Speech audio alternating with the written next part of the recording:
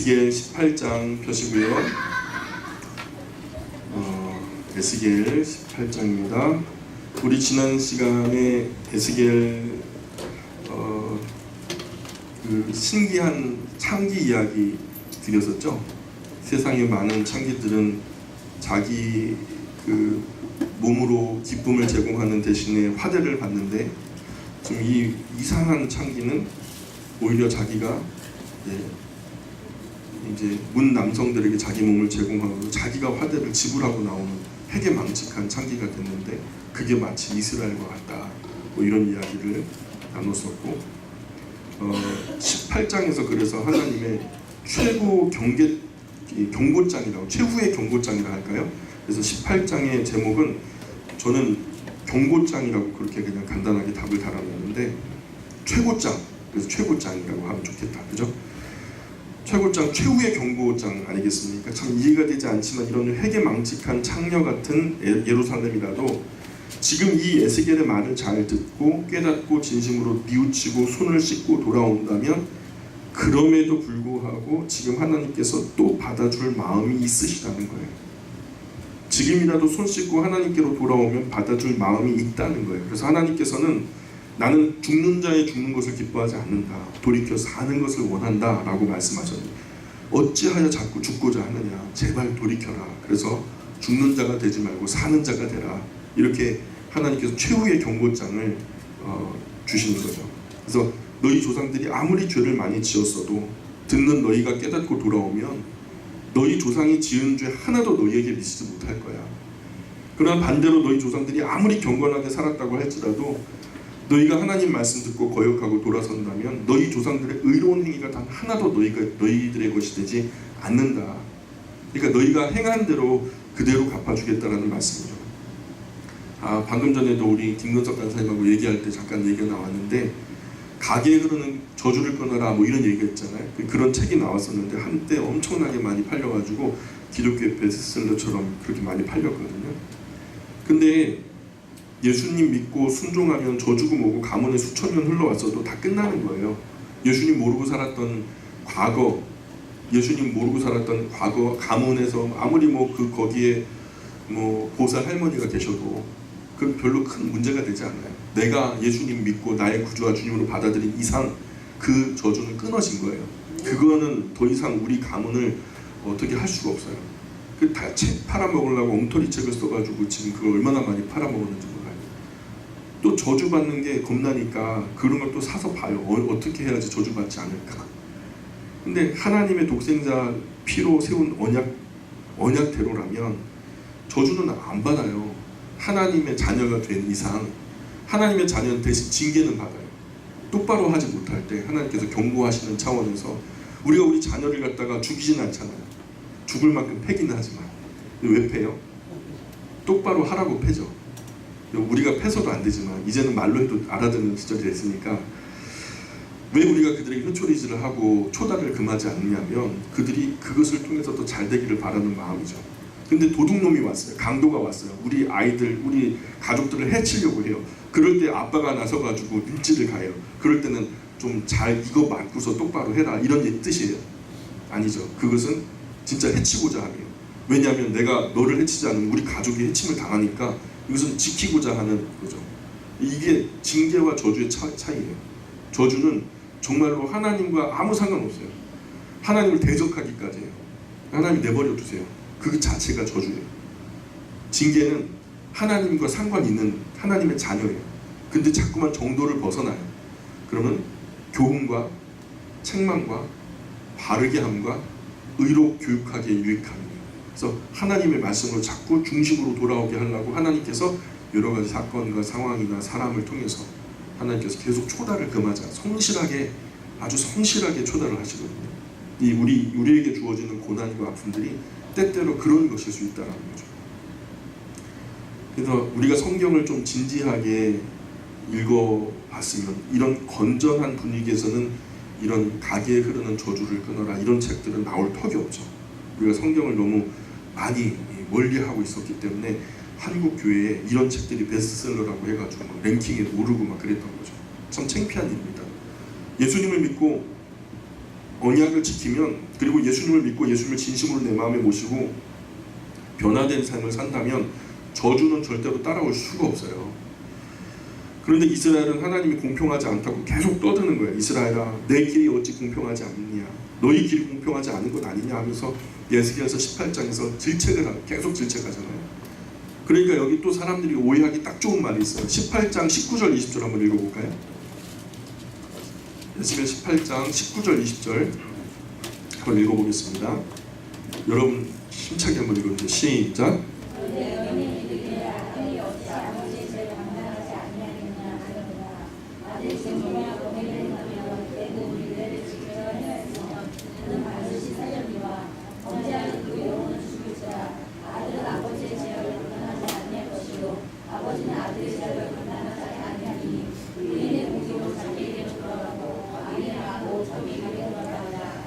이 말을 두고서 여호와 증인이나 제7일 안식일 예수 재림교 같은 경우에 하는 말이 에스겔서 18장 19절 20절이 그들에게는 교리적인 굉장히 중요한 근거 구절이 돼버려요.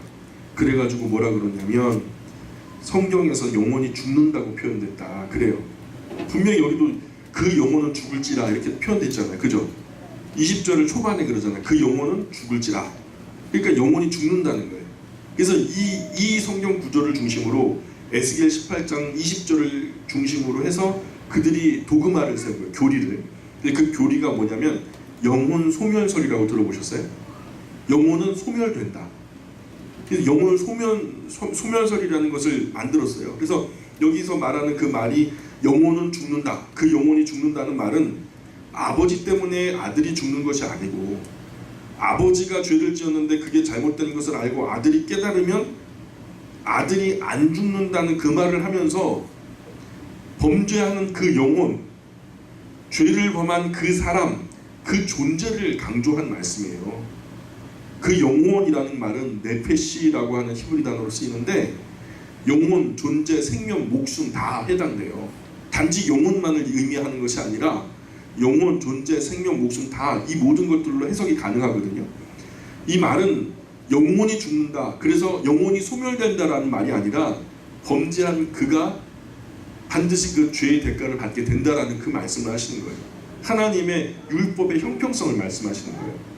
그래서 해당 당사자가 죽는다는 말이 이런 것을 가지고 영혼 소멸설이라는 하는 것을 만드는 것이 참 무식한 생각이죠.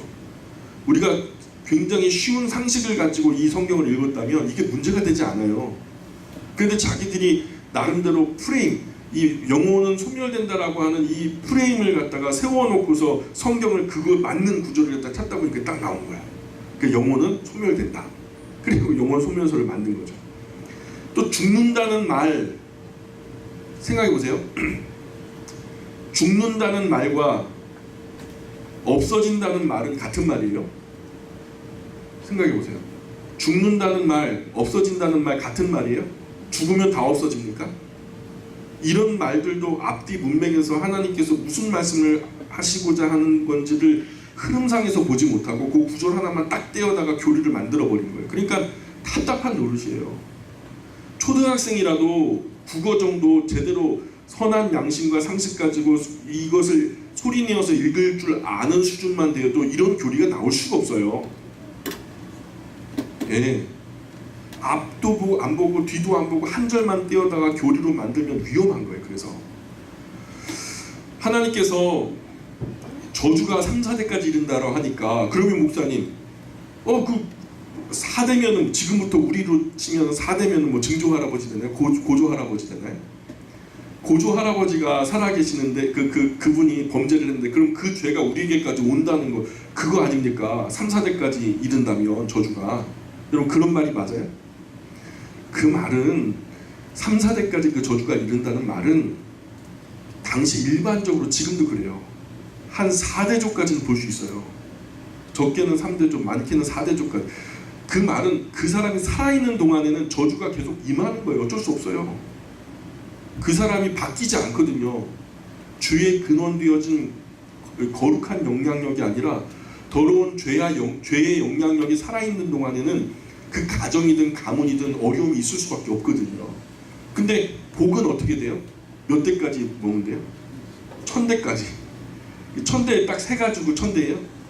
아니에요. 복은요, 그 복의 영향력은 영원하다라는 거죠. 그런 말씀을 하는 건데, 이런 것도 여기서 말하는 것이 아버지가 지은 죄 때문에 아들이 죽는다거나 아들이 지은 죄 때문에 부모가 어려움을 당한다거나 이런 얘기를 하려고 하는 게 아니에요. 그러니까 지금 이걸 가지고 여호와 증인이라든가 제7일 안식일교회, 예수재림교회 이런 데 같은 게 영원 소멸설을 만들고 지금 영원이 소멸된다는 거예요. 우주의 먼지가 되버리고 없어진다는 거죠. 이게 근거가 있는 얘기 없는 얘기예요. 성경을 가만히 상식적으로 건전하게 읽어보면, 흐름상으로 보면 절대로 그것은 맞지 않는 교리예요. 벌써 우리가 그러면은 이런 여호와 증인도 거짓말이고 제7일 안식일교회, 예수재림교도 전부 다 거짓말이라는 거 알죠? 그렇게 이단을 하나씩 떼야 되는 거예요. 저 요한계시록에 가보면은 예수님이 재림하실 때는 지구상에 거하는 모든 사람들이 다 알게끔 온다고 그랬어요. 천하 만민이 그것을 보게 될 거라고. 이마니스가 이 땅에 올 때 천하 만민이 다 봤죠. 예, 보셨죠? 보신 줄 믿습니다. 문제 있는 거예요. 못 봤잖아요. 그분이 태어날 때 본 분이 별로 없거든요. 그분은 예수님이 아닌 거예요. 이긴 자래요. 자기가 만희. 자기 이긴 자래요. 그리고 재림한 예수라고 자기가 지금 떠들고 다니잖아요. 보혜사, 구원주라고 그러잖아요. 근데 나는 그분이 오시는 걸 못 봤거든요. 천하만민이 다 볼 수 있게끔 목격되도록 오신다고 그랬는데 못 봤거든요. 그것만 해도 신천지가 떠드는 허무맹랑한 이야기들, 지금 자칭 예수라고 말하는 사람들이 말하는 그런 모든 얘기들은 다 거짓말이라는 걸 쉽게 알 수 있겠죠. 이렇게 우리가 이단들을 제거해 나가야 돼요. 사이비 이단들을 그렇게 성경을 기준으로 해서 잘라내 가야 되는 거예요. 그래서 여기 18장에는 우리나 기독교인이 아닌 분들도 우리 아무리 조상들이 죄를 많이 지었다 할지라도 너희가 지금 듣는 너희가 정말 우리 조상이 잘못되었구나 하는 것을 깨닫고 너가 돌이킨다면 네 조상의 죄가 하나도 너에게 미치지 못하고 너는 산다는 것을 쉽게 이해하잖아요. 반대로 네 조상들이 아무리 잘했다 손 쳐도 이 경고의 말을 듣고 네가 돌이켜 회개하지 않으면 너의 조상 때로부터 오던 죄를 다 뒤집어 쓰고 너 죄로 너도 죽어야 된다. 하나님께서 이렇게까지 하셔도 이스라엘 사람들이, 예루살렘 사람들이 전혀 회개하지 않기 때문에 마침내 18장이 뭐라고요? 최후의 경고장이었죠? 경고했는데도 말 안 들으면 어떻게 해요? 이제 경고했던 그것이 실행되잖아요. 19장 보세요. 19장의 제목은 애가라고 불러주세요. 애가. 슬픈 애자예요. 사랑 애자가 아니라 슬픈 노래 가자. 슬픈 노래. 자, 19장 1절부터 6절까지 우리 찬찬히 읽어볼게요. 시작. 너는 이스라엘 고관들을 위하여 애가를 지어 부르라. 네 어머니는 무엇이냐? 암사자라. 그가 사자들 가운데 엎드려 젊은 사자 중에서 그 새끼를 기르는데 그 새끼 하나를 키우며 젊은 사자가 되어 먹이 물어뜯기를 배워 사람을 삼키매 이방이 듣고 함정으로 그를 잡아 갈고리로 꿰어 끌고 애굽 땅으로 간지라. 암사자가 기다리다 소망이 끊은 줄 알고 그 새끼 하나를 또 골라 젊은 사자로 키웠더니 젊은 사자가 되매 여러 사자 가운데 왕래하며 먹이 물어뜯기를 배워 사람을 삼키며. 그래서 여기서 4절 끝에 보면은 이방이 듣고 함정으로 그를 잡아 갈고리로 꿰어 끌고 어디로 갔대요? 애굽 땅으로 갔다. 이거 가만히 보면 이때 당시 역사의 이야기를 하는 거예요. 역사의 이야기를 비유로 하는 거예요. 그래서 우리가 잘 이해가 되지 않는 분들, 이해하는 분들은요 그냥 그대로 역사 얘기하면 다 들어요. 지금 미국이 이렇고 일본이 이렇고 중국이 이렇고 러시아가 이런데 지금 우리나라와 북한의 관계는 이렇습니다 라고 그냥 있는 그대로 프리마리하게 그냥 풀어놓으면 다 이해해요. 그만큼 식견이 있는 거예요.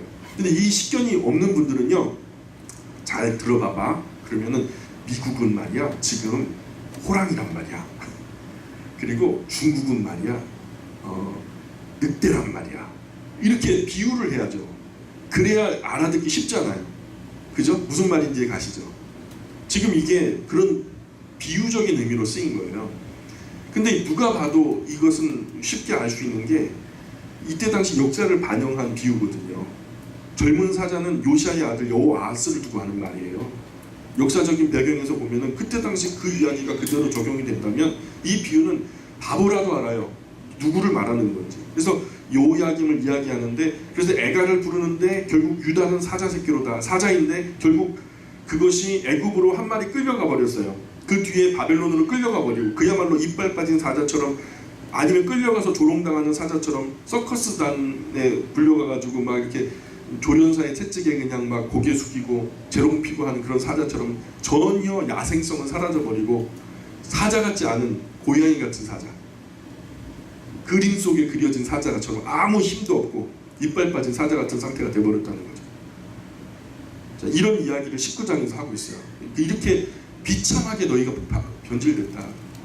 이스라엘이 소중하게 여겨질 수 있는 정체성의 근거가 뭘까요? 뭐가 이스라엘을 그렇게 복되고 아름답고 귀중한 나라로 만들었을까요? 하나님의 나라의 법이죠. 열국을 제사장 나라가 되어서 하나님께로 인도할 나라이기 때문에 그 나라가 보배로운 나라가 됐거든요. 근데 그 사명을 잊어버리니까 이스라엘 나라는요, 중동의 조그만한 코딱지만한 나라밖에 안 되는 거예요. 하나님의 사명을 버린 이스라엘은요, 존재 가치가 없어요. 열국 가운데서 수혜칠 가치도 없는 지극히 초라한 나라가 되어버렸다는 거죠.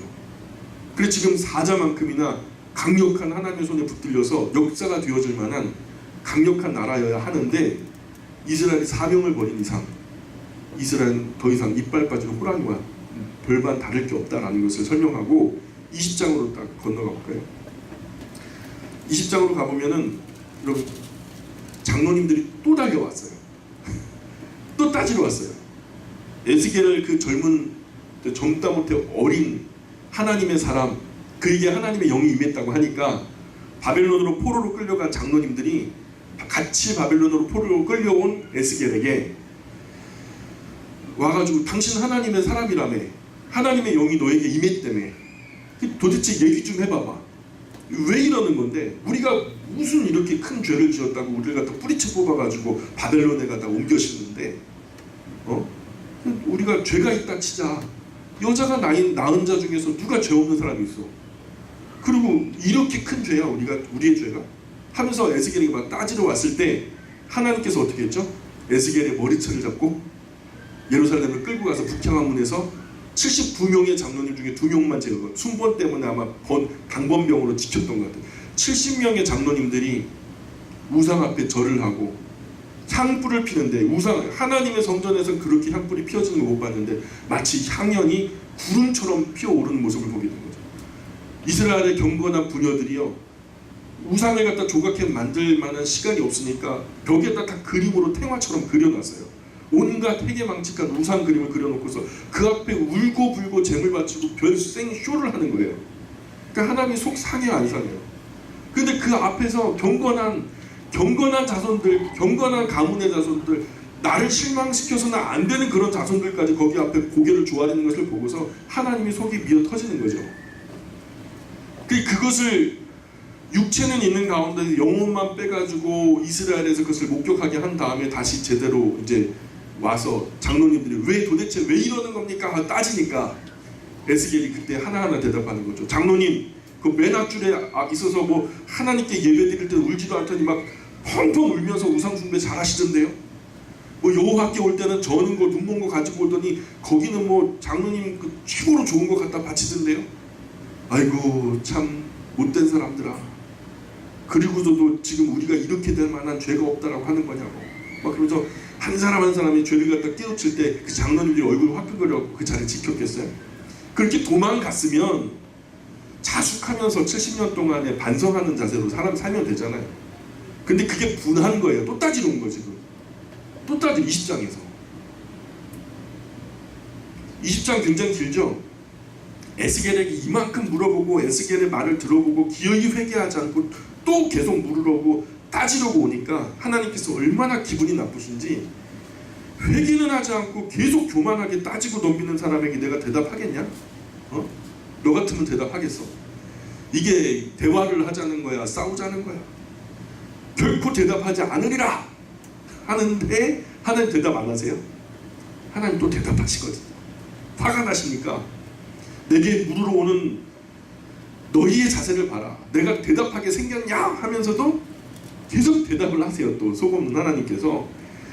그래서 진심으로 자기 잘못된 것을 철저하게 뉘우치고 악한 길을 버리고 거꾸로져야 될 텐데 뭐 하나 물어서 따져서 한번 에스겔을 꺾어서 이겨보겠다고, 자기들이 그냥 나이 많고 지식이 좀 있고 경험도 많고 그래서 나름대로 이스라엘의 대표격 되는 장로들이라고 젊은 30살 안팎에 이 에스겔 하나 꺾어보겠다고 계속 덤비는 거예요. 가끔 보면 대화를 소통하려고 하는 게 아니라 이기려고 하는 분들이 계셔요. 말싸움처럼 하는 거예요. 결국에는 내 말이 맞아야 돼. 이거 마지막 한마디 아끼셔야 돼. 이런 분들은 그 마지막 해서는 안 되는 말 때문에 사람 잃어버릴 수가 있어요. 그리스도인들은 그런 대화법은 옳지 않아요. 대화를 이기려고 하면 안 돼요. 대화는요 교제의 수단이에요. 우리가 서로 평화롭고 화평하기 위해서 대화하는 거지 싸워서 이기려고 하는 게 아니에요. 내가 변호사도 아니고 검사도 아닌데 뭐 그래요. 아름다운 목적을 이루는 교류의 자리가 바로 대화의 자리인데, 그런데 이 아주 사소한 것에 목숨 걸고 이기려고 또 이기려고 하는 것은요 결국은요 내가 지는 날이 오거든요. 쓸데없는 것에 예민해가지고 발발거리는 사람들 자주 만나는데 더운 날씨 특별히 조심하세요. 이 자꾸만 대화에서 이기려고 하면 조용히 그냥 빠지세요. 거기 뭐 맞장구 쳐가지고 이기고 또 이기려고 할 이유가 있어요 없어요? 없어요. 내 마음만 상해요. 그럴 시간도 아깝고 열정도 아까워요. 그 시간에 그냥 집에 가셔서 선풍기 바람 쐬면서 쉬시는 게 나아요. 그래서 요즘 우리 사회의 대화가 참 무엇을 이루려고 하는 게 아니라 요즘 아이들 잘 보는 예능 같은 것도요 그냥 자기들이 다 이기려고 해요. 대화를 넘어서서 분위기를 압도하려고 하고 더 인정받으려고 하고 그래가지고 자기가 더 인기 있으려고 하고 그냥 나만 인정받으면 된다는 식의 대화가 많아졌어요. 전쟁을 겪은 민족은요 발음이 굉장히 격해진대요. 센 발음이 많아진다는 거예요. 근데 우리 그리스도인들 세상 가장 큰 전쟁에서 이미 승리한 영광을 가진 사람들인데, 그러니까 멋지게 지는 법도 배워야죠. 큰 승리는 가졌어요. 이제 여기서 질 이유가 있어요 없어요? 여러분 천국을 소유한 사람이 뭐가 아쉽겠어요? 안 그래요? 여러분 뭘 더 큰 거 가지실 수 있겠어요? 그죠? 근사한 신랑을 가져야죠. 예쁜 신부도 가져야죠. 근데요 신랑도 신부도 유한하잖아요. 하나님의 나라는 영원하잖아요. 어쨌든 더 큰 축복의 보따리를 우리가 손에 쥔 거예요. 하나님의 말씀을 우리 손에 줬으면 더 이상 아쉬울 것이 없는 사람들이 돼야 돼요. 가장 큰 전쟁에서 승리한 사람은요 작은 전투에서는요 그냥 넉넉함을 보여줘야 돼요. 멋지게 지는 법도 보여줘야죠. 그래 네 말이 맞다. 그래서 그런 면도 있다. 성공적으로 실패하는 법도 배워야 돼요. 그래서 영원히 설 수 있다면, 그렇게 해서 나랑 대화하는 이 사람이 아무것도 모르고 이기려고 대화하는 가운데서 그 사람이 뭔가 들을 여지가 생기고 하나님을 선대할 수 있는 여지가 생긴다면 내가 조금 물러서는 것도 아름다운 모습이겠죠. 우리는 그렇게 멋지게 지는 법, 멋지게 물러나는 법도 좀 배워야 된다는 거죠.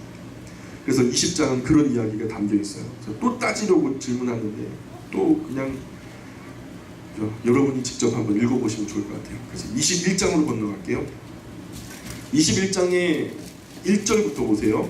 21장 1절부터 다 같이 7절까지 한번 읽어보겠습니다. 시작. 또 여호와의 말씀이 내게 임하여 이르시되 인자야 너는 얼굴을 예루살렘으로 향하여 성소를 향하여 소리내어 이스라엘 땅에게 예언하라. 이스라엘 땅에 이르기를 여호와의 말씀에 내가 너를 대적하여 내 칼을 칼집에서 빼어 의인과 악인을 내게서 끊을지라. 내가 의인과 악인을 내게서 끊을 터이므로 내 칼을 칼집에서 빼어 모든 육체를 남에서 북까지 치리니 모든 육체는 나 여호와가 내 칼을 칼집에서 빼는 줄 알지라. 칼이 다시 꽂히지 아니하리라 하셨다 하라. 인자야 탄식하되 너는 허리가 끊어지듯 탄식하라. 그들의 목전에 슬피 탄식하라. 그들이 내게 묻기를 네가 어찌하여 탄식하냐 하거든 대답하기를 재앙이 다가온다는 소문 때문이니 각 마음이 녹며 모든 손이 약해지며 각 영이 쇠하며 모든 무릎이 물과 같이 약해지리라. 보라 재앙이 오나니 반드시 이루어지리라. 주 여호와의 말씀이니라 하라. 자, 이 지금 그 개역 한글판 성경에서는 마광된 칼이라고 하는 미친 거, 미친 막 예리하게 갈렸는데요. 막 그냥 너무 예리하게 다루어져서 아주 예리한 요한계시록에 나오는 이한낫이라고 하는데 예리하게 다루어진 나를 말하는 거예요. 근데 그런 칼이 칼집에서 뽑혀졌어요.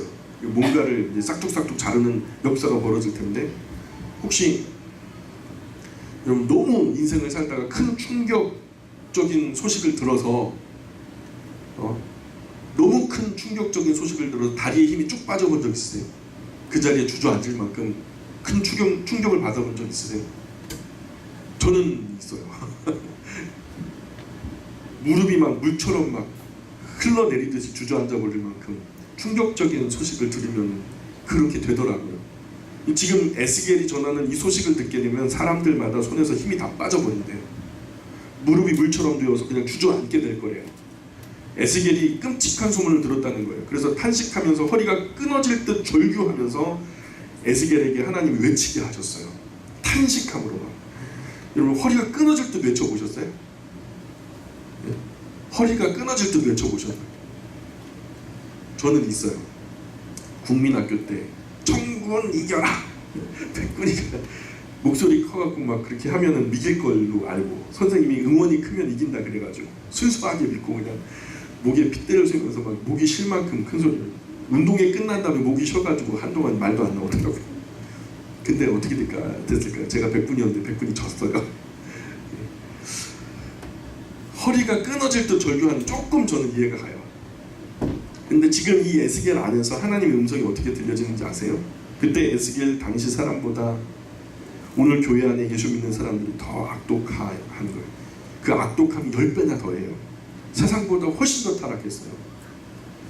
그런데 아무도 이 교회가 썩었다는 사실을 말하는 사람이 없고요. 성도들의 삶에 완전히 세상하고 똑같이 된 것 넘어서서 세상보다 더 악하게 사는데도 잘못되었다라고 지적해주는 사람이 없어요. 선지자적인 외침이 사라져버리는 시대가 되어버리면 이제는 하나님이 내버려 두시네요. 어디까지 내버려 두시는지 아세요? 완전히 망가져서 무너져 내릴 때까지 내버려 두세요. 그 안에 별일이 다 있어요. 긍정하고 적극 뭐 성공주의하고 별말이 다 있어요. 그건 아무 상관없어요. 하나님하고는. 괜찮다면 이렇게 해도 괜찮다면 제가 잘못하는 거죠. 이렇게 믿어도 괜찮으면 내가 좀 지나치게 과민하게 반응하는 건지도 모르겠지만, 그래서 에스겔이 지금 칼이 온다라고 말하는데 그것도 보통 칼이 아니고 시퍼렇게 빛나게 연마된 정말로 날카로운 칼이 온다는 거예요. 그래서 8절에 보니까 여기서 계속 인자야 그러죠. 인자가 뭐라고요? 제가 저 지난 시간에도 말씀드렸지만 아주 점잖게 표현하는 게 아니라고요. 지금 이 자식아 그냥 막 사람의 자식아 막 하나님도 욕하시는 거예요. 지금 죄송하지만 야 이 새끼야 그러는 거예요. 너도 똑같은 인간 자식이야. 그러면서 하나님께서 에스겔을 대할 때 타락한 인간을 대하듯이 똑같이 대하시면서 여호와의 말씀이 또 내게 임하이르시되 인자야 야 이 자식아 너는 예언하여 여호와의 말씀 이같이 말하라. 칼이여 날카롭고도 빛나도다. 그 칼이 날카로움은 죽임을 위함이요 빈담은 번개같이 되기 위함이니 우리가 즐거워하겠느냐. 내 아들의 규가 모든 나무를 없이 여기는도다. 그 칼을 손에 잡아 쓸만하도록 빛나게 하되 죽이는 자의 손에 넘기기 위하여 날카롭고도 빛나게 하였도다 하셨다 하라. 여기 에스겔 말하는 것은 비유인데 시퍼렇게 빛나게 연마된 칼이 뭐냐? 바벨론 군대죠. 이 바벨론 군대를 하나님께서 오래전부터 시퍼렇게 빛나게 갈아 준비하신 거예요. 요한계시록에서도 밭이 휘어져 추수할 때가 되었도다. 이한 낫을 준비하라. 이한 낫이 여기 똑같은 프레임이죠. 이한 낫, 예리하게 날카롭게 갈려져 시퍼렇게 빛나는 낫을 얘기하시죠. 여기서도 빛나게 연마된 칼, 바벨론 군대로 회개망측한 창녀 예루살렘, 하나님의 최후의 경고장을 받고도 회개하지 않고 계속 말대꾸하고 따지고 되먹지 않게 찾아오는 이런 모습. 예루살렘의 목을 치려고 바벨론이라는 칼을 지금 뽑아 들으셨다는 거죠. 그래서 이것을 에스겔이 본 거죠. 그래서 발을 동동동동 구르면서 절규를 하는데 창자가 끊어질 듯 외치고 있는 거죠. 그리고 하나님께서 외치라고 말씀하시니까 에스겔이 외치는 거예요. 누가 외치고 싶어서 외쳐요. 하나님 그러라고 하니까 외치지. 이것이 예루살렘, 이스라엘 민족은 인류라고 하는 전체, 역사 전체에 축소판 것 같아요.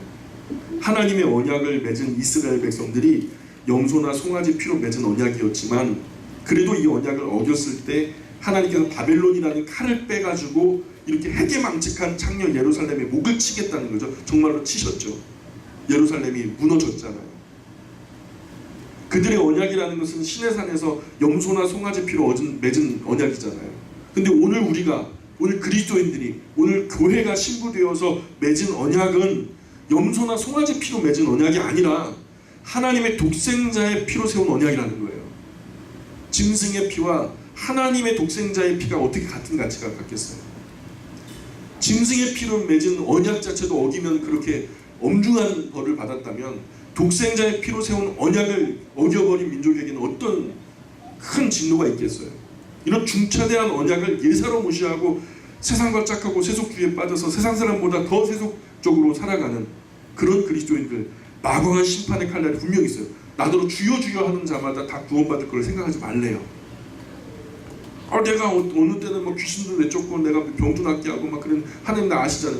나는 정녕 너를 모른다. 할 자가 많으리라. 교회 안에 구원받았다고 착각하고 사는 사람들이 많을 거래요. 제가 말하는 게 아니라 하나님 말씀이 얘기하는 거예요. 이 한낱을 하나님 준비하고 계세요. 요한계시록에 보세요. 마지막에 추수할 때 알곡과 가라지를 나누실 때에 이 예리하게 갈려진 날은요, 알곡은 하나도 놓치지 않아요. 모두 모아 곳간에 들이라 하나님의 나라 거룩한 창고에 아름답게 탐스럽게 쌓아 올리실 거예요. 그러나 가라지는 여지없어요.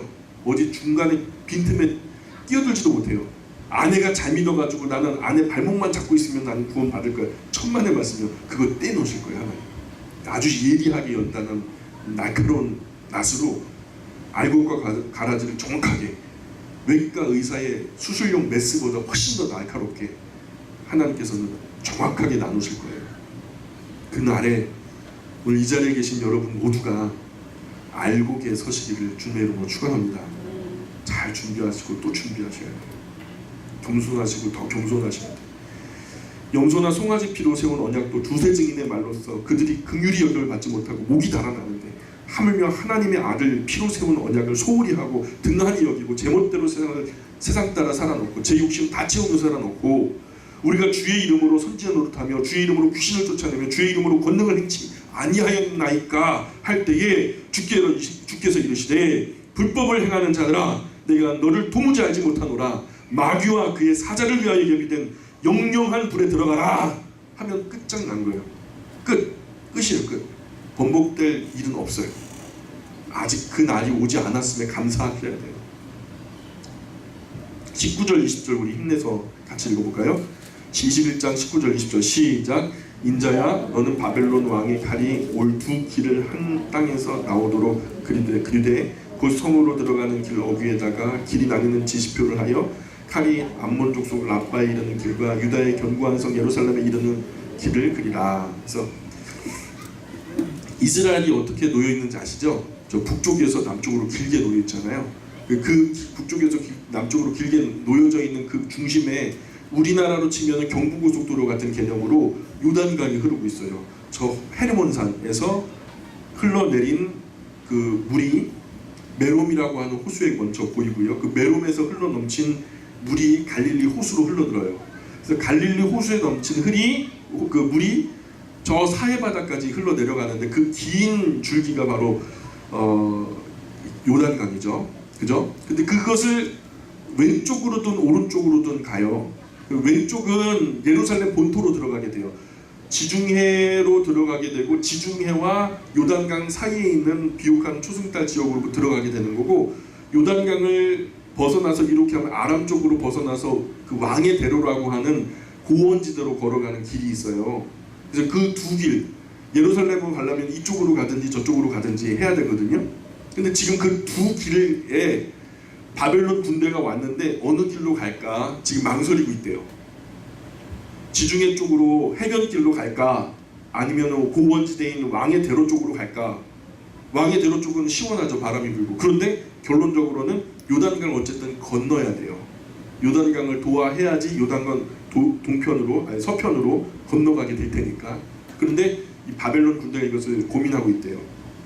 그래서 암몬 족속 라빠로 가는 길은요, 그 북쪽을 등지고 남쪽을 바라봤을 때 왼쪽 길이죠. 왼쪽 길. 그래서 제가 지도를 준비를 했는데 제가 아니요. 지금 제가 띄우질 못해갖고 다음 주에 제가 보여드릴게요.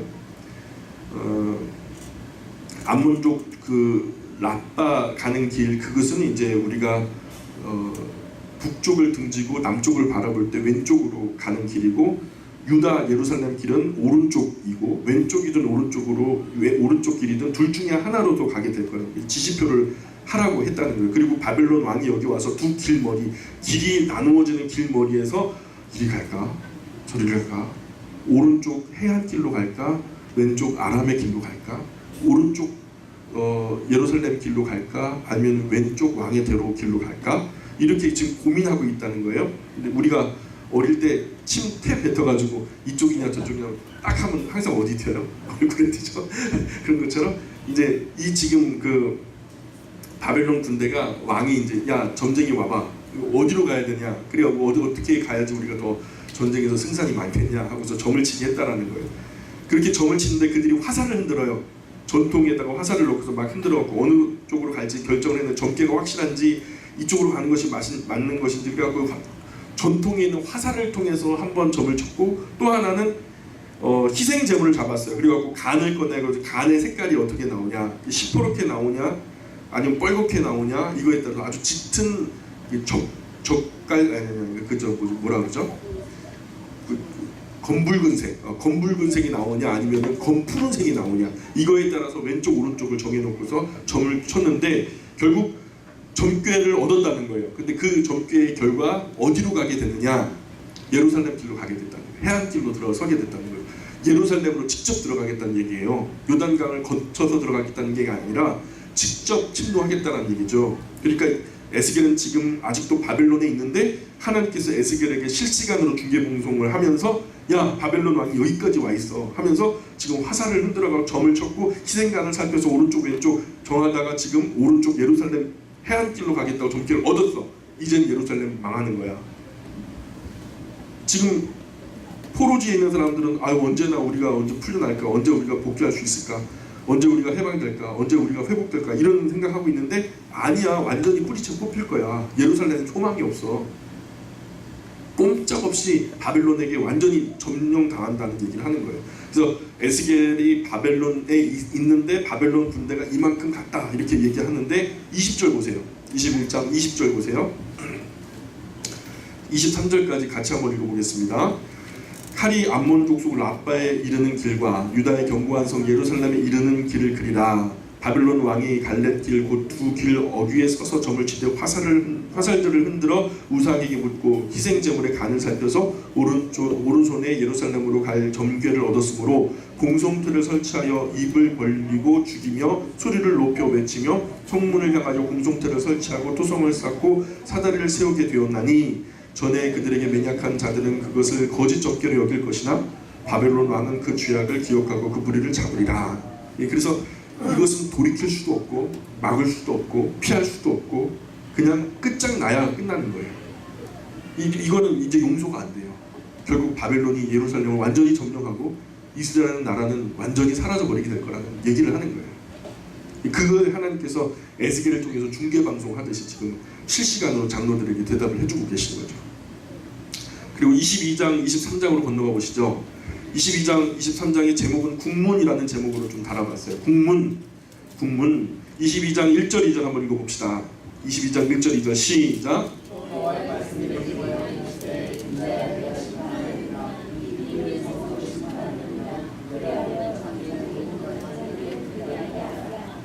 지금 바벨론이라는 빛나게 마광되어진 칼을 가지고 핵에 망측한 창녀 예루살렘을 잡았죠. 창녀를 잡아다가 오랏줄을 묶어가지고 국문장, 다시 말해서 심판의 자리, 재판의 자리, 대청마루에 무릎을 딱 꿇혀놓고 주저앉혀놓고는 빛나는 칼을 가지고 턱을 치켜들고 그 하는 거 있잖아요. 우리 고전 사극에 보면 네 죄를 네가 알렸다 그러잖아요. 그래서 네 죄를 네가 알렸다, 이 최고의 국문이에요. 그 국문 모르겠는데요. 그러면 당장 목을 쳐라 그러잖아요. 죄를 추궁하는 것, 마지막으로 그 죄를 자기가 알고 있는데 이 핵이 망측한 창녀가 죄가 없다고 하는 거예요. 네 죄를 네가 알겠다 그랬는데 모르겠는데요. 그래? 그럼 내가 지금까지 네 가운데 무슨 죄가 있었는지 네가 무슨 죄를 얼마나 저질렀는지 내가 다 적어놨어. 내가 읽어줄게 하면서 죄목을, 사형에 이르는 죄목을 읽는데요. 22장, 23장이 다 죄목이에요. 22장 6절 보실래요? 그게 이제 극명하게 나타난 부분만 제가 한번 읽어드릴게요. 22장 6절부터 이스라엘 모든 고관은 각기 권세대로 피를 흘리려고 네 가운데 있었도다.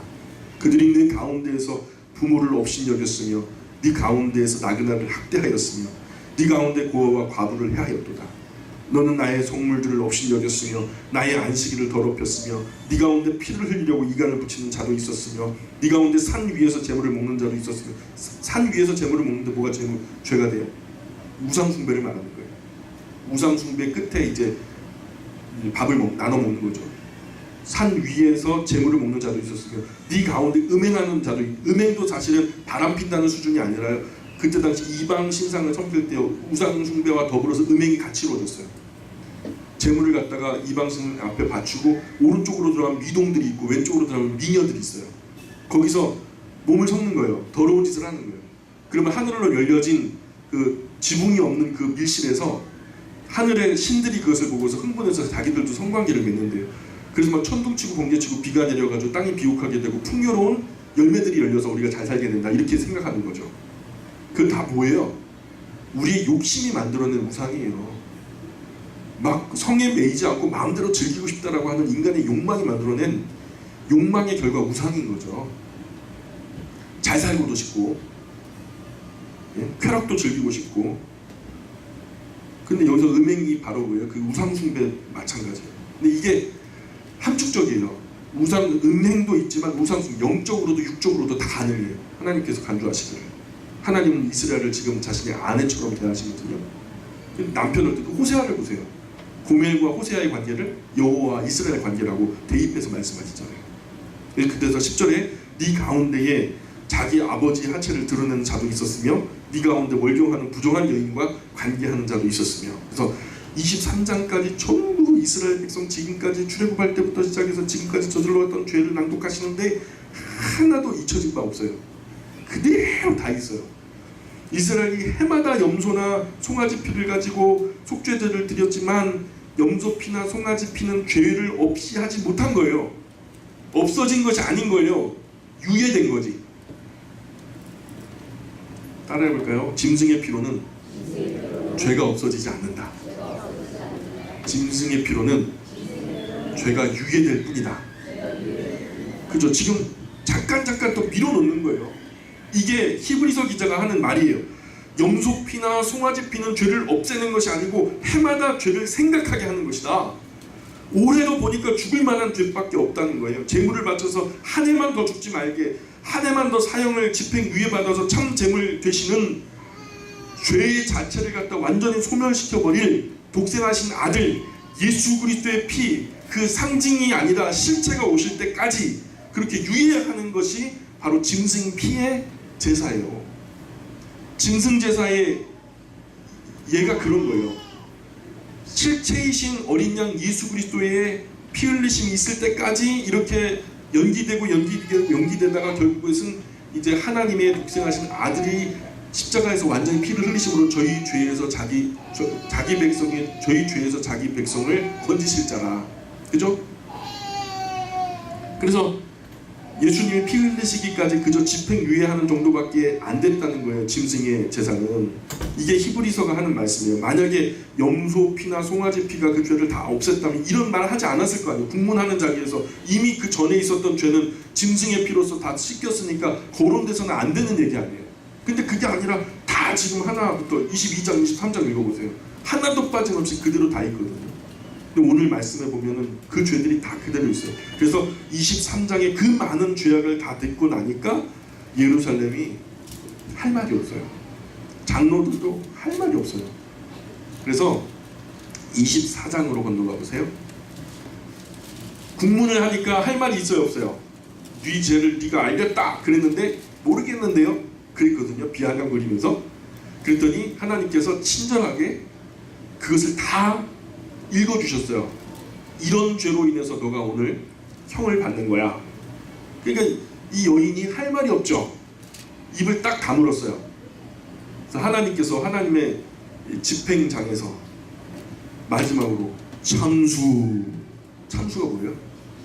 목을 잘라 죽여버리는 거예요.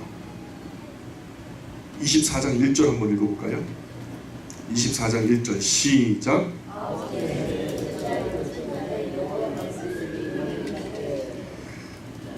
보통 이제 텔레비전 같은데 드라마 같은데 보면은 어떤 분이 병을 한참 동안 앓다가 결국 긴급하게 막 응급 상황이 됐는데 아무리 의료진이 막 노력을 했는데도 결국 돌아가셨어요. 그러면 의사가 뭐 하죠?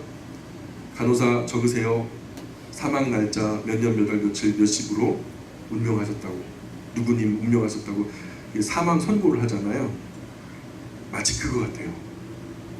보세요. 제 9년 10월 10일 밑줄 그어보세요. 거기다가 이거 하여튼 연월일 나올 때는 무조건 밑줄 그으셔야 돼요. 정확하게 주전 588년 10월 10일이에요. 제 9년 시드기야가 잡혀온 지 9년하고 10월 10일이 지났다는 얘기예요. 세계사 속에서 연대기로 따지면 주전 588년 시드기야 왕이 등극한 것도 10월 10일이니까 자기가 잡혀온 것과 똑같아요. 자기가 잡혀온 그 해에 시드기야 왕이 등극했으니까 여호야긴과 에스겔이 잡혀올 때 시드기야가 등극했기 때문에 시드기야 왕 제9년 10월 10일 자기가 잡혀온 지 9년, 여호야긴이 잡혀온 지 제9년 똑같은 말이죠. 이때가 바로 주전 588년 10월 10일인데 예루살렘이 바벨론에 의해서 에워싸입니다. 2절 같이 읽어볼까요? 시작. 인자야 너는 날짜 곧 오늘의 이름을 기록하라. 바벨론 왕이 오늘 예루살렘에 가까이 왔느니라. 이제 사망언도 하시는 거죠. 바짝 에워쌌어요. 아주 예루살렘 성벽 위에서 쏜 화살이 닿지 않을 정도의 거리까지 바벨론이 확 이제 에워싸고 숨통을 조여오는 거예요. 그러면 예루살렘 안에서 먹을 것이 다 할 때까지 밖에서 에워싸고 있는 거예요. 그 조그만 성에 뭐 음식을 쌓아놓으면 얼마나 쌓아놓겠어요. 언제까지냐? 주전 588년 10월 10일부터 주전 586년 4월 9일까지 1년 반 정도를 에워싸여요. 들어가지도 나가지도 못해요. 1년 반 동안에 성중의 양식이 다 떨어져 버리죠. 그러면서 그 날짜를 기록하라는 거예요. 10월 10일 바벨론이 아주 가까이 조여오는 거죠. 3절부터 보세요. 3절부터 4절 5절까지 시작. 너니 반역하는 족속에게 비유를 베풀어 이르기를 주 여호와께서 이같이 말씀하시길 가마 하나를 골라 건 후에 물을 붓고 양떼에서 한 마리를 골라 각을 뜨고 그 넙죽다리와 어깨 고기 모든 좋은 동이를 그 가운데 모아 넣으며 고른 뼈를 가득히 담고 그 뼈를 위하여 가마 밑에 나무를 쌓아놓고 잘 삶때 가마 속의 뼈가 무르도록 삶을지어다. 고기를 끓이는데요. 자꾸 삶으면 삶고 또 삶으면 우리식으로 말하면 푹 고아버리면 뼈가 완전히 물렁물렁해져. 뼈를 갖다 집게로 잡으면 흐물텅하고서 그냥 허물어져 버려요.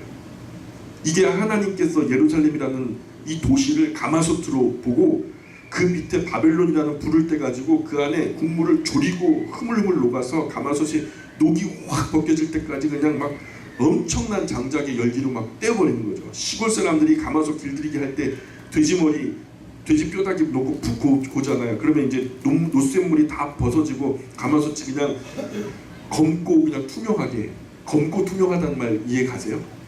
검고 투명하게 아주 깨끗하게 반질반질 이렇게 질이 나오거든요. 녹이 싹 벗겨지고 그렇게 될 때까지 계속해서 이스라엘 예루살렘이라는 것을 가마솥처럼 그렇게 다루라는 거예요. 그래서 16절에 보니까 그러므로 주 여호와께서 이같이 말씀하셨느니라. 피를 흘린 성읍 녹슨 가마, 이스라엘의 녹슨 가마야. 그 속에 녹을 없이 하지 아니한 가마여. 가마가 어떻게 하면 녹이 나나요? 기본적으로 가마솥은 뭘 하기 위해서 걸리는 거죠? 가솔들에게 음식을 제공하기 위해서 매일매일 다루어져서 매일매일 퍼다 날라서 먹고 살게끔 해서 생명을 계속 연장시켜야 될 거 아닙니까? 열국 중에서 먹여 살리라고 하나님께서 가마솥을 하나 걸었어요. 생명의 양식을 퍼서 나르라고 가마솥을 하나 걸어 놓으셨다고요. 근데 얘네들이 안 썼어요. 안 쓰면 어떻게 될까요? 녹이 나요. 하나님이 속이 상해. 한 번도 용도대로 쓰여본 적이 없어. 비싼 돈 들여가지고 가마솥 걸어놔가지고 그냥 막 그렇게 그냥 설비를 해놨는데 하나라도 살린 적이 없어요. 선지선 내내 죽는 얘기뿐이에요. 이스라엘을 통해서 복의 근원 삼아서 열국이 복을 누리게 하려고 했어요. 아브라함에게 하셨던 말씀은 너를 축복하는 자에게 내가 복을 내리고 널 저주하는 자에게 내가 저주를 할 건데 세상 열방이 너를 인하여 복을 얻을 것이다. 저주를 받는 게 아니라 복을 받기 위해서. 그래서 이 아름다운 가마솥의 풍성한 생명의 양식이 끓고 그것이 열국으로 퍼다 날라져서 지구촌, 이 지구 안의 모든 나라가 그 아름다운 떡반죽 그릇에서 복의 복을 누리면서 온 지구가 살아나는 역사가 하나님의 뜻이었는데 이스라엘 나라가 직무유기를 한 거예요. 자신의 본부를 잃어버리고 지들끼리 잘 먹고 잘 살고 사명을 잊어버린 거죠. 그리고 나아가서 더 세상만큼 사는 것도 아니고 세상보다 더 악하게 살아가요. 하나님께서 이 가마솥을 왜 걸었나 싶은 거죠. 가마여 화 있을진저 제비 뽑을 것도 없이 그 동이 하나하나 꺼낼지어다. 그 피가 그 가운데 있으며 피를 땅에 쏟아 티끌이 덮이지 않게 하고 맨 바위 위에 두었도다. 예수님도 그러잖아요. 그죠? 만약에 너희가 파수꾼인데 적들이 쳐들어오매 너가 나팔을 불지 않으므로 그 성 안에 있는 사람들이 위해를 당했다고 하자. 죽었다고 하자. 그 피를 누구에게 받겠느냐. 파수꾼이 왔는데 나팔을 불었어요. 적군이 옵니다. 빨리 피신하세요. 그래갖고 도망갔어요. 근데 그 경고를 듣고도 도망가지 않은 사람들은 어떻게 해요? 그 피가 자기에게로 돌아간다라고요. 이스라엘이 마치 이와 같아요. 파수꾼의 사명을 받은 거라고요. 그런데 지금 이 모든 피가 결국 그것을 듣지 못함으로 열국이 지금 죽어가고 있는데 하나님께서 국문을 누구에게 하냐면 이스라엘 너가 지금 직무유기해가지고 너 때문에 지금 열방이 죽어 넘어가고 있어.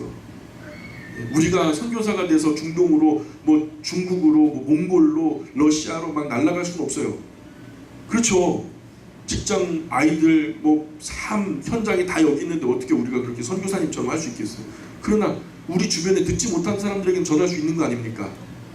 최소한 우리가 가마솥은 아니더라도 냄비 정도는 되지 않아요? 주변에 있는 사람들에게 뭐 다른 말도 하는데 여러분 우리가 하나님의 말씀 간단하게라도 전달할 수 있지 않겠어요? 하다못해 내가 성경을 잘 모르면 예수 믿고 구원받읍시다 그런 말이라도 할 수 있는 거 아니겠어요? 최소한 내가 전하는 순간 딱 두 가지는 확실해져요. 하나는 내가 누구에게 속한 사람인지 알게 돼요. 전도하는 현장에서 일어나는 기적이 뭔지 아세요? 전도하는 순간 내가 세상에 속한 사람인지 하나님께 속한 사람 피하식별이 이루어진다는 거예요. 두 번째는 내가 전도함으로 인해서 내가 입을 벌려서 하나님 믿으세요, 교회 한번 나오세요, 예수님 믿으세요 이렇게 말함으로 인해서 내가 도전을 받아요. 세상의 현실과 지금 하나님의 말씀이 얘기하는 바 그 괴리를 깨닫게 돼요. 그래서 선지자의 마음을 갖게 된단 말입니다. 7절 그 피가 그 가운데 있으며 피를 땅에 쏟아 티끌이 덮이지 않게 하고 덮이게 하지 않고 맨 바위 위에 두어도다. 내가 그 피를 맨 바위 위에 두고 덮이지 아니하게 함은 분노를 나타내어 보응하려 하기로라. 너 때문에 이 많은 민족들이 죽었어 이거사.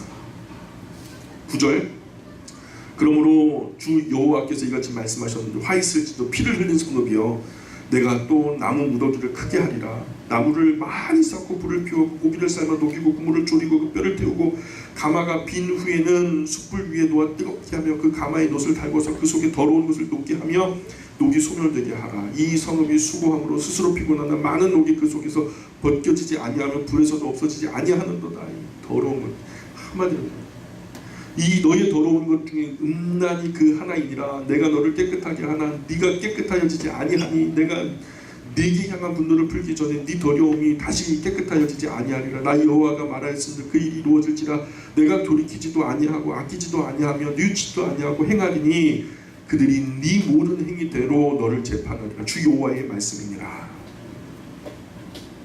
성경 안에서 하나님이요 화가 나셔가지고 말씀을 하시는데 이 정도로 강하게 하나님의 진노가 표현된 적 있어요?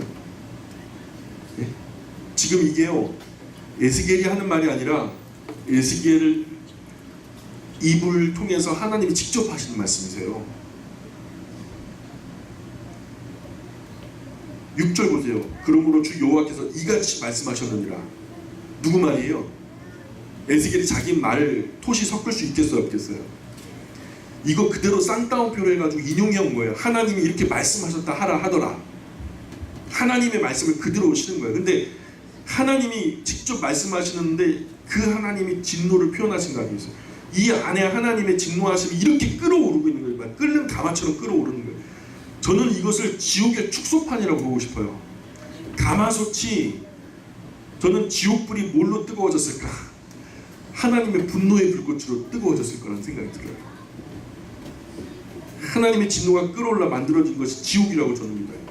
예루살렘의 멸망이야말로 유황불 붙는 지옥의 축소판이죠.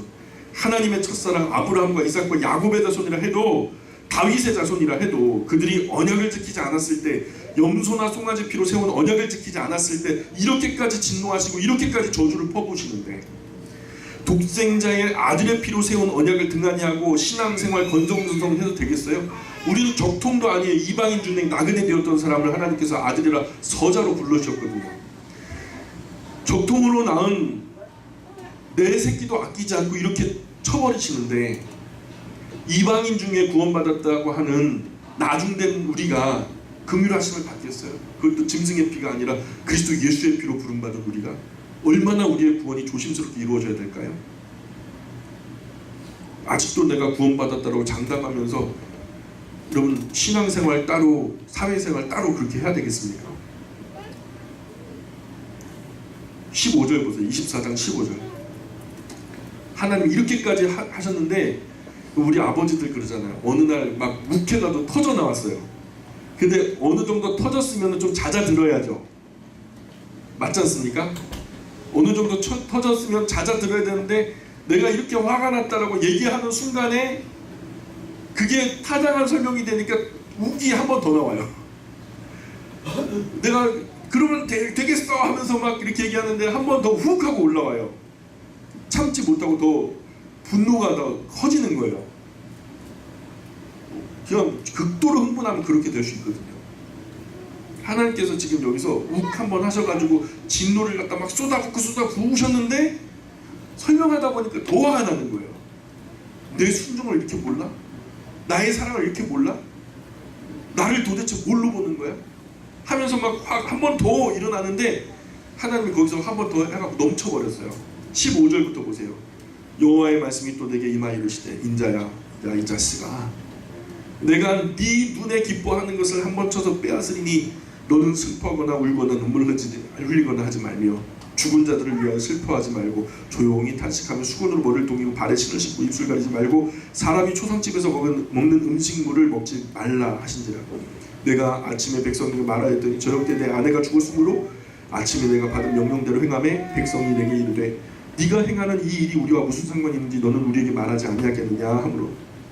하나님께서 막 화가 나가지고 에스겔이요 그 말을 전하는데, 말이요 자기가 흥분하고 분노한 만큼 탁월하게 속 시원하게 전달이 안 되는 거예요. 속 시원하게 막 쏟아붓듯이 막 나의 진노의 크기로 이스라엘 백성들에게 막 알아듣도록 그냥 쏟아졌으면 좋겠는데, 에스겔이 얘기하는데 경험도 부족하고 나이도 어리고 하니까 하나님 이렇게 하라고 하셨어 하면서 막 이렇게 하는데, 하나님은 속이 시원치 않은 거예요. 야, 너 심정 그렇게밖에 안 되겠어? 내가 지금 그 모습으로 내가 전하는 거야? 넌 내 심정 아직도 몰라. 내 심정 알려면 너 한참 멀었어 하면서 하나님이 진노하시는 그 마음의 심정을 알게끔 하시고자, 너도 한번 소중한 거 뺏겨봐봐. 너도 너가 보배 같은 거 한번 뺏겨봐야 내 심정 알아 하면서 그 아침에 하나님께 말씀하셨는데, 저녁에 아내를 데려가셨어요. 에스겔의 아내를. 그래도 어려운 중에 다른 사람은 이해 못해도 아내는 나 응원해주고 뒤에서 된장찌개 끓여가지고 받쳐주고, 아이고 그래 내 신랑 내 서방 그래도 잘 하나님의 옳은 길에 서 있음에 감사합니다 하면서 기도해주는 아내가 있어서 고마웠는데, 그 보배로운 아내를 가져간 거예요. 에스겔이 막 어떻게 되겠어요? 근데 너 울지마. 울면 너 가만 안 둬. 티내지마. 울도 눈물이 나올 수밖에 없어. 근데 눈물 나오는 거 손수건으로 조용히 찍어가지고 없애. 티내지마 하면서 막 하나님 화가 나는 거죠. 하나님 진노하신다. 하나님의 첫사랑, 마치 사막에서 포도를 만난 것처럼 이스라엘을 기뻐하셨고 사랑하셨고, 무화과 나무에서 천열매를 본 것처럼 그들을 그렇게 어여삐 여기셨는데, 그렇게 기뻐하던 이스라엘, 눈에 넣어도 아프지 않을 만큼 사랑하셨던 예루살렘이 핵이 망측한 창녀가 돼가지고 끝까지 하나님의 마음 비수를 꽂고 그 말씀에 거역하고 에스겔의 이런 봉사도 예레미야의 눈물도 다 뿌리치고 끝까지 배역하다가 목이 달아나는 현장에서 목을 쳐버리시는데, 그런데 어떤 남편이 자기 아내의 목을 쳤다면 얼마나 화가 나면 그렇게 하겠어요? 하나님이 그렇게 하시는 거 아니에요. 목만 쳤어요? 가마솥에도 그냥 푹 고아버리잖아요. 그냥 뼈가 물렁물렁할 때까지, 뼈가 물러지고 가마솥에도 확 벗겨질 때까지 고아버리잖아요. 우리는 그러면 안 돼요. 우리 사람은 그러면 안 됩니다. 예. 하나님 그러셔도 돼요. 하나님이 만드셨습니까? 10절 보세요. 10절 11절 10절 11절 시작. 24장 10절 11절 시작. 나무를 많이 쌓고 불을 피워 그 고기를 삶아 녹이고 국물을 졸이고 그 뼈를 태우고 가마가 빈 후에 숯불 위에 놓아 뜨겁게 하며 그 가마의 놋을 달궈서 그 속에 더러운 것을 녹게 하며 녹이 소멸되게 하라. 하나님께서 그렇게까지 진노하셔서 예루살렘의 목을 쳤는데, 그렇게 하신 후에 하나님께서 에스겔 너도 이리 와. 니까지 내 심정을 어떻게 알아? 오늘 저녁에 내가 네 아내를 뺏어갈 거야. 네 눈에 기뻐하는, 너에게는 보배로운, 마치 사막에서 포도 열매를 만난 것 같은 그런 기쁨의 아내를 내가 뺏어가. 너 그래도 울거나 징징 짜거나 막 그러지 마. 밥 먹지 마. 밥도 먹지 마라. 아침에 그 얘기를 들었는데 저녁에 에스겔 아내가 죽을 하나님 데려가셨죠. 15절 보세요. 15절.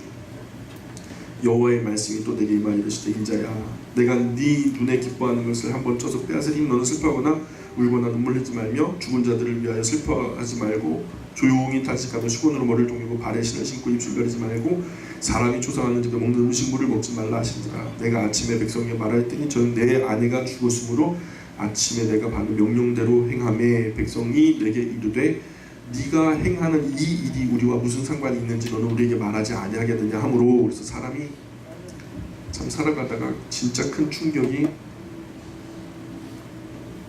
큰 아픔이 있다면은 사실 부모보다 자식이 앞서는 거죠.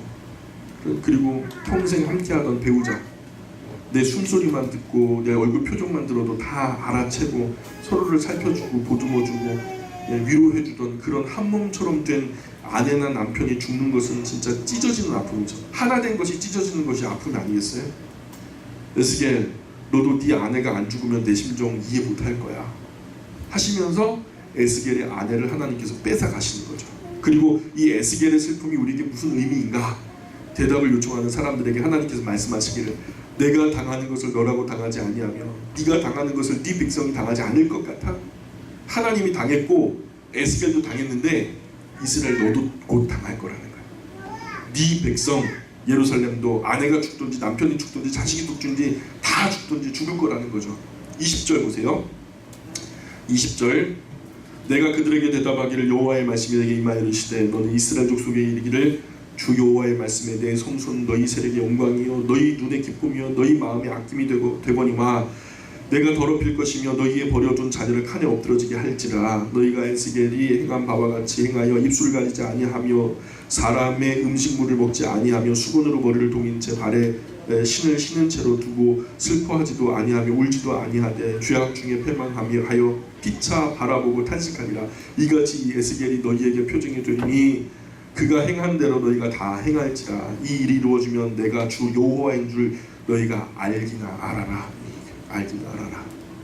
곧 바벨론이 쳐들어와서 이런 사단을 낼.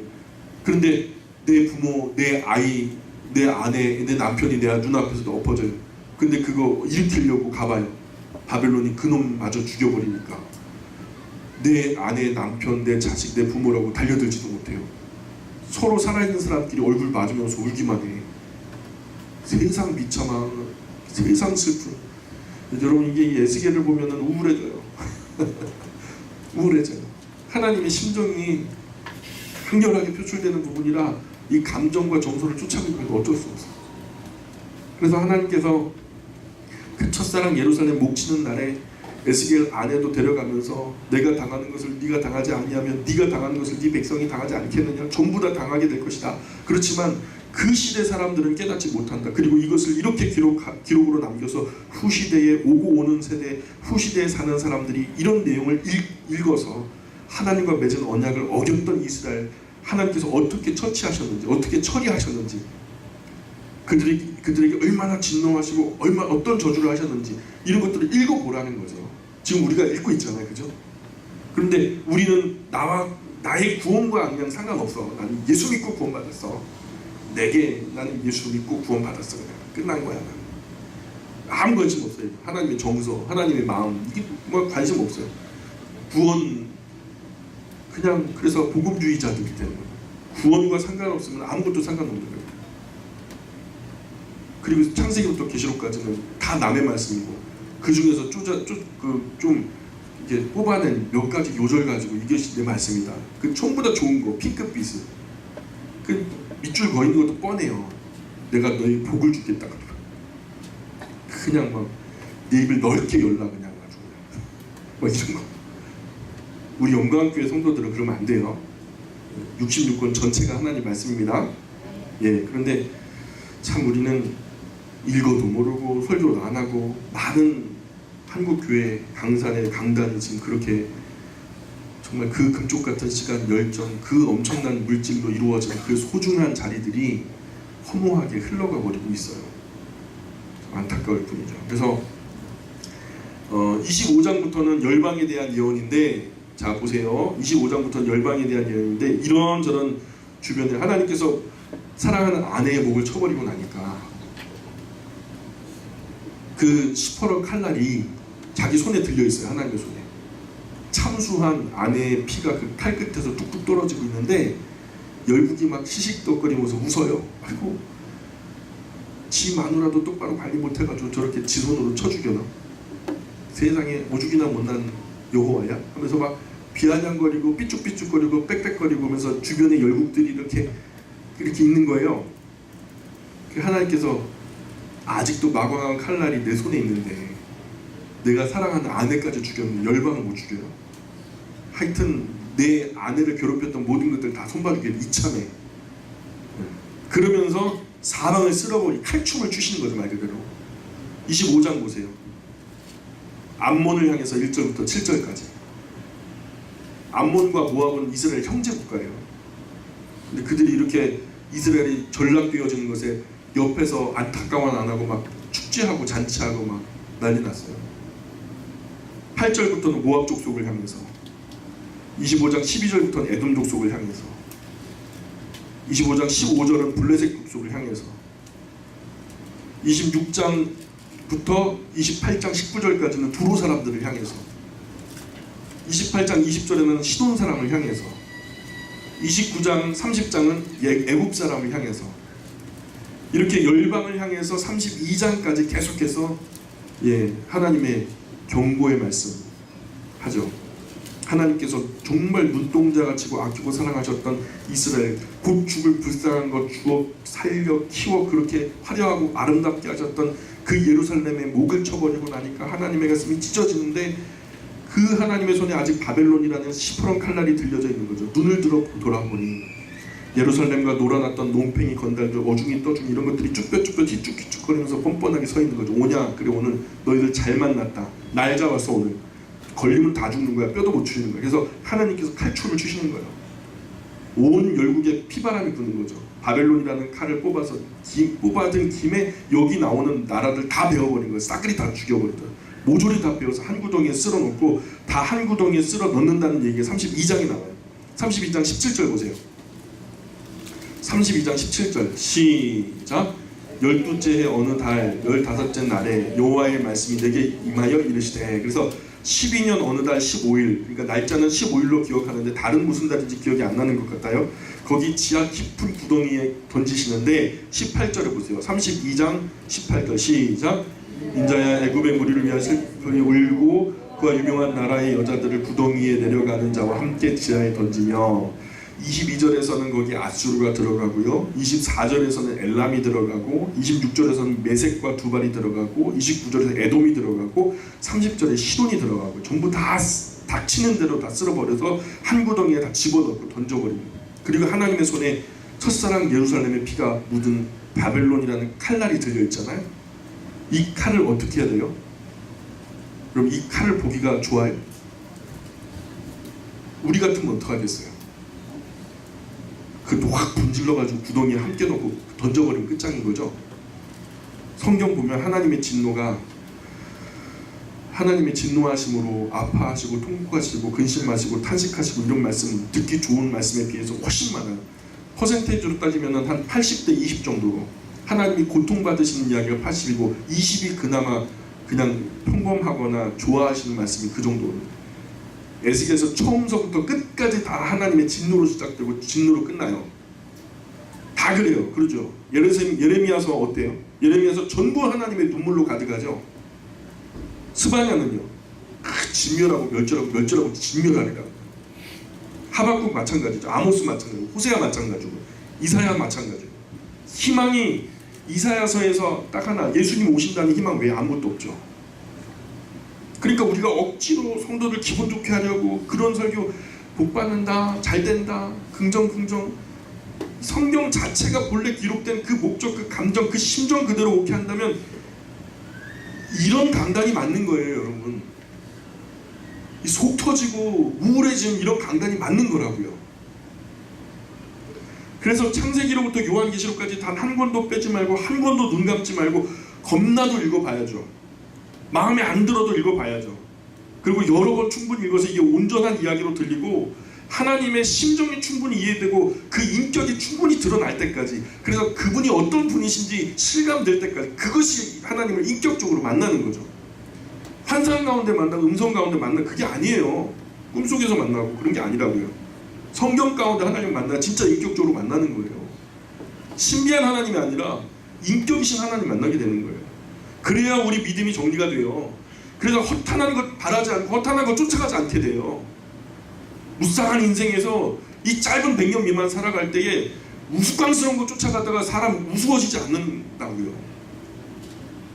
사람들 비위나 맞추는 그런 설교하지 않고, 하나님의 종이라면 듣든지 안 듣든지, 사람들이 반응하든지 안 하든지 간에 하나님 말씀은 이러하다 라고 바르게 증거하는 것이 교회가 돼야 된다고요. 왜냐하면 우리가 조금 있다가 하나님 앞에 서야 되잖아요. 하나님 앞에 갈 날이 매일 가까워져요. 100년 미만이라고 말하지만 우리 100년 남아있는 사람이 세상에 여기 어디 있어요. 날마다 주님께로 가까이 다가가게 되는데 얼마 있다 우리가 다 같이 갈 텐데, 우리의 남은 날이 단 하루나 이틀이라 할지라도 잘은 못하고 큰 건 남기지 못할지라도 하나는 그냥 열매 하나 가득하고 나중에 심판해야 되는 하나님 모두 다 하나님 겁니다 하면서 열매 하나를 하나님께 안겨드리고 싶은 것이 우리의 마음이지만, 그렇게 못한다고 해도 하루나 이틀이라도 바르게는 하고 가자는 거죠. 지금 내가 젊다고 웃을 일도 아니고 내가 할머니 할아버지라고 체념할 일도 아니죠.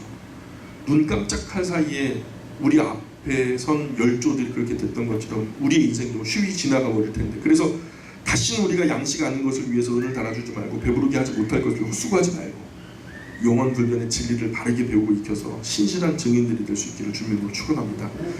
다음 주에 계속해서 에스겔 한 번 더 말씀 나누겠습니다. 기도하겠습니다. 귀하신 하나님의 은혜와 사랑을 감사합니다. 주님의 말씀을 통해서 아버지 하나님을 알아가게 하여 주옵소서. 주님을 아는 것에서 넘어서서 하나님을 이해하게 하시고 깨닫게 하시고, 그래서 인격이신 하나님이 내 마음속 나의 전 인생 속에 전 인격적으로 하나님을 경험하게 되어지며 고백할 수 있는 위대한 하나님의 종들이 우리 모두 될 수 있도록 도와주옵소서. 그래서 하나님이 웃고 있는지 울고 있는지 근심하고 있는지 하나님 소망하고 있는지를 알아채며 주님의 마음 그 정서와 함께 흘러갈 줄 아는 정말 성숙한 그리스도인들이, 이 자리의 모든 그리스도인들이 될 수 있도록 도와주옵소서. 또 한 주간을 살아갑니다. 하나님 은혜 가운데 동행하여 주시고 우리의 육체가 점점 쇠약해지지만은 끝까지 우리의 건강 굳게 붙들어 주셔서 강건하게 주님 부르시는 그날까지 달려갈 수 있도록 은혜 내려주시고, 정신적으로 혼란스러운 세상 속에 삽니다. 하나님 영적으로 우리의 정신이 바른 질서를 찾아 차분히 먼저 해야 할 것, 나중 해야 할 것, 더 중요한 것, 덜 중요한 것을 분별할 줄 아는 지혜를 허락하여 주시고, 우리의 영혼이 깊은 침체와 우울함 가운데 있다면 하나님 우리의 마음에 평화가 강같이 흐르며 깊은 안정감 속에 우리 중심 잡고 주변에 있는 사람 붙들어줄 만큼 영적으로 강건한 하나님의 자녀들 다 되게 하여 주옵소서. 오늘도 주님의 날 섬기느라고 봉사하고 헌신하며 남몰래 숨은 곳에서 하나님께 헌신했던 손길들 만배로 갚아주시고 이 땅에 사는 동안에도 하나님 나라 부르실 때에도 그것이 결단코 상을 잃지 않는 하나님의 나라 귀한 상급으로 쌓일 수 있도록 은혜 내려 주옵소서.